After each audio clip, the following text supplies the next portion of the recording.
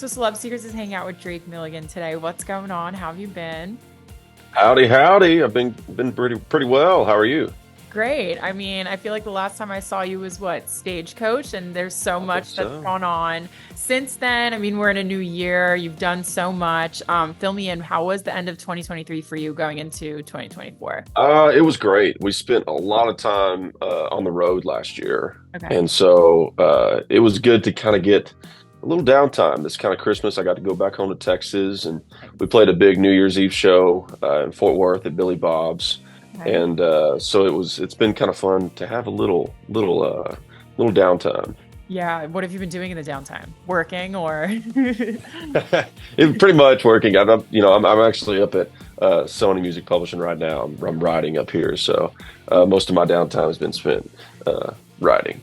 Okay. Okay. But you have the new EP coming out in a couple weeks, which is really exciting. So you're starting the year off strong. You got to tell me all about that.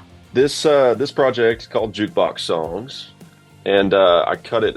Trent Willman produced it. It's my first time working with Trent.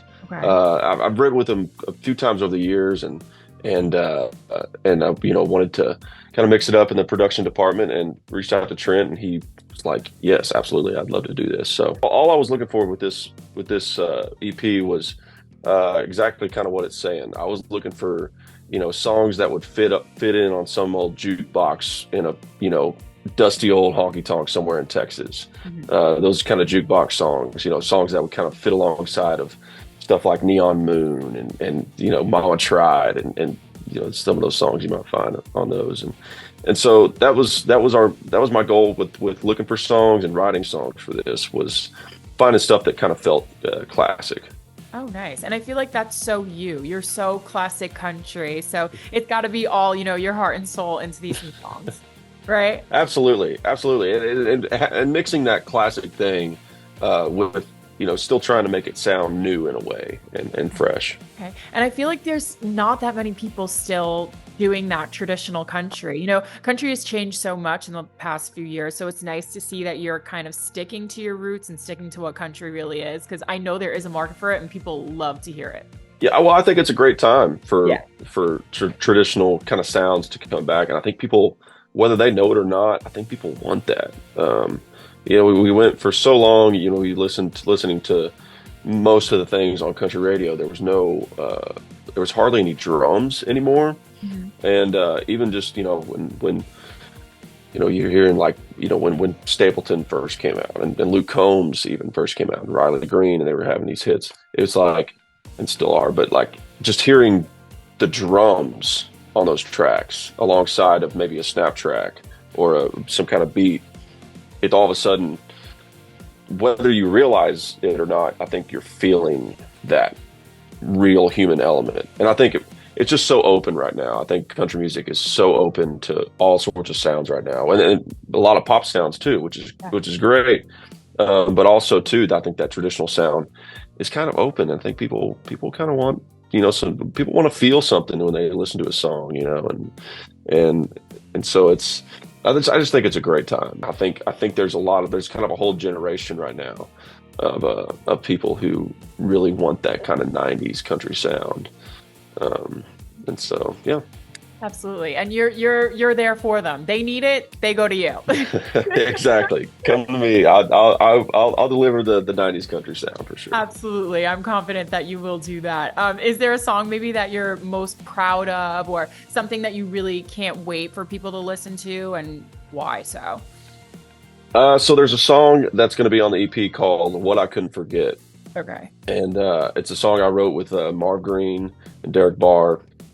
Marv is one of those guys I've gone to for a long time for writing songs, and we've written a ton of songs together, and he's written some of my favorite songs. He wrote "It Just Comes Natural" for George Strait, and "True" for George Strait, and some of these great songs that I listen to all the time, and it was one of those where it just feels, it's got that kind of catchy melody to it, and that one I really feel like we captured that kind of early 2000s kind of George Strait Okay. vibe with that one. So I'm really excited for people to hear that one. That's great. Have you thought about like what else you're going to put out this year? Because we're only in February. I feel like there's so much more that you probably are working on and that you're going to be putting out this year.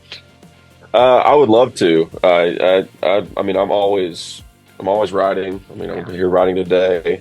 I'm just, and I've got such songs.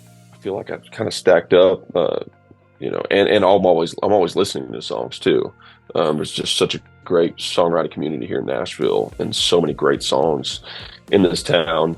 Um, that yeah, I'm definitely chomping at the bit to get in there and cut another full length record. I don't exactly know when that's going to happen yet, but uh, I'm hoping it's sooner than later. Right, right. It's coming. That's all we need to know, that Yeah. it's coming. Oh yeah, for sure.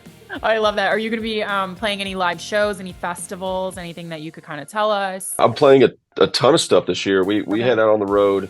Um, we head on the road here in a couple weeks. We're going to be down in Florida playing some club shows down there, and then we're going to go around to the other side. We're going to Alaska. I'm playing my first shows ever in Alaska No way. this in a couple weeks. So we're going to bundle up for that. We're going to be hopefully the only tan people in Alaska. We're going to be fresh off out of Florida. But we're doing that, and then we head out to Europe.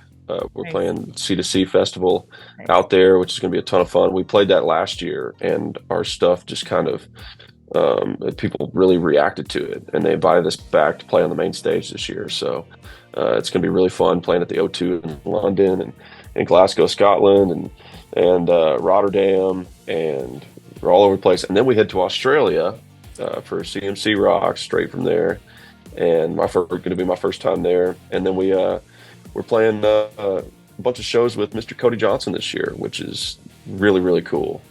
Those are going to be so much fun. So, Yeah. and Cody's been a guy that I've looked up to for so many years. Just the way he performs his songs, his singing, and it's really kind of a good. Just a great. It's going to be a great start this year to get on the road with Cody. Absolutely. And I feel like he could be such a mentor to you in so many ways because, born and raised in Texas, kind of the sound, this similar vibe that you guys are going for. And his story is just incredible. Like, I've seen his documentary, like everything that's been going with him. So I feel like that would be, like you said, a great match. And he's got to be kind of like a mentor to you in that sense. Have you guys met before? Oh, absolutely. I mean, we met. He actually came out.